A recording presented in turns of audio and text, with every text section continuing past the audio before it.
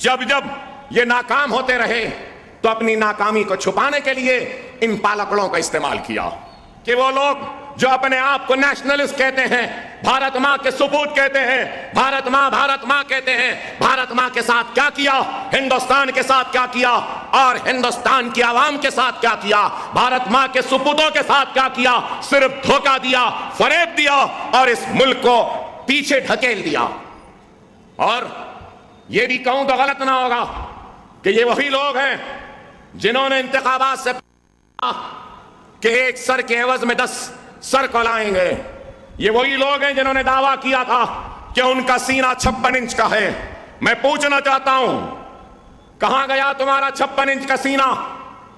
کہاں گئے وہ باتیں؟ ایک سر کے بدلے 10 سر لانے کی بات، اور صرف باتیں کرتے رہے لیکن ہر محاذ پہ ناکام ہوئے۔ اور آج اگر ہم جائزہ لیتے ہیں تو ان کے پاس کامیابی و کارکردگی کو بیان کرنے کے لیے کچھ نہیں ہے، تو صرف آج ہندوستان کے بہادر سپاہیوں کی شہادت کا، ان کی بہادری کا صحرا اپنے سر باندھ کر عوام کے درمیان میں ان کی شہادت کو اپنی کامیابی کا نام دے رہے ہیں۔ ارے 56 انچ کا سینہ یا پھر 10 سر لانے کا وعدہ کرنے والوں سے میرا سوال ہے، پلوامہ کا اٹیک کیسے ہوا؟ کیا وہ تمہاری ناکامی یا نااہلی کا ثبوت نہیں؟ کیا پٹھان کوٹ کا حملہ تمہاری ناکامی و نااہلی کا ثبوت نہیں؟ کیا اوڑی کا اٹیک تمہاری ناکامی و نااہلی کا ثبوت نہیں؟ کیا ناگروٹا کا اٹیک کیا تمہاری نااہلی و ناکامی کا ثبوت نہیں؟ 5000 سیز فائر وائلیشنز کیا تمہاری ناکامی و نااہلی کا ثبوت نہیں؟ 106% کا اضافہ ہوا دہشت گردی کے واقعات میں۔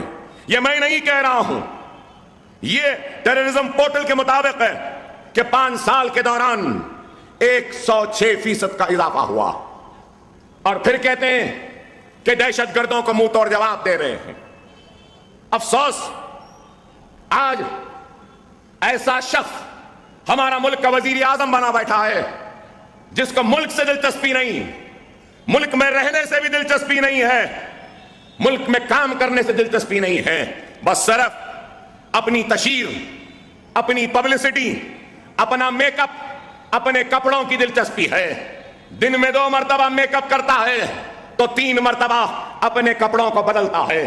یہ وزیر اعظم ہے۔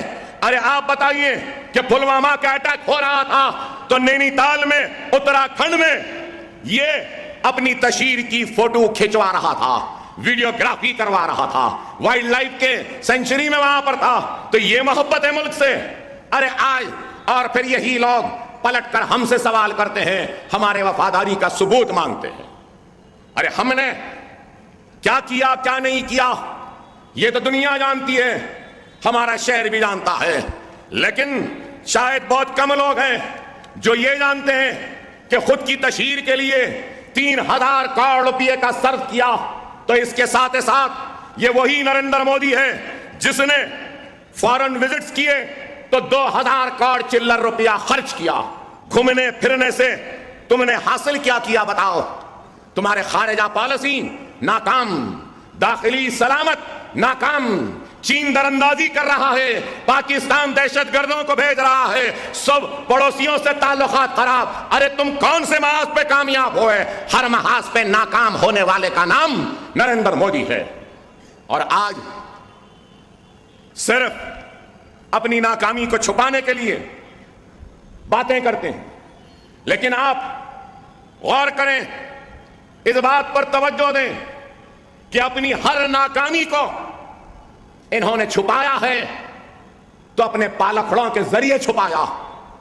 وہ ان کے پالتو تنظیمیں جو گو رکشکوں کے نام پر گھومتے ہیں، وہ ان کے پالکھڑے جو لو جہاد کے نام پر گھومتے ہیں، وہ ان کے پالکھڑے جو گھر واپسی کے نام پہ گھومتے ہیں، یہ پالکھڑے جو ہجومی تشدد کے ذریعے ملک میں ایک عدم استحکام کی کیفیت کو پیدا کرتے ہیں، ان لوگوں کا استعمال کیا۔ جب جب یہ ناکام ہوتے رہے تو اپنی ناکامی کو چھپانے کے لیے ان پالکڑوں کا استعمال کیا۔ اقتدار شروع ہوا تو سب سے پہلے پارلیمنٹ میں پہنچے تو کیسی اداکاری، کیسا دکھاوا، पार्लियामेंट की सीढ़ियों पे माथा टेक रहा है और कह रहा है ये पार्लियामेंट है, ये जमहूरियत की मंदिर है। दिखावा, एक्टिंग, बस सिर्फ यही। लेकिन उसके बाद क्या हुआ? लव जिहाद के नाम पर हमला। किस पर हमला? हिंदुस्तान के मासूम मुसलमानों पर हमला। फिर उसके बाद घर वापसी के नाम पर हमले हुए।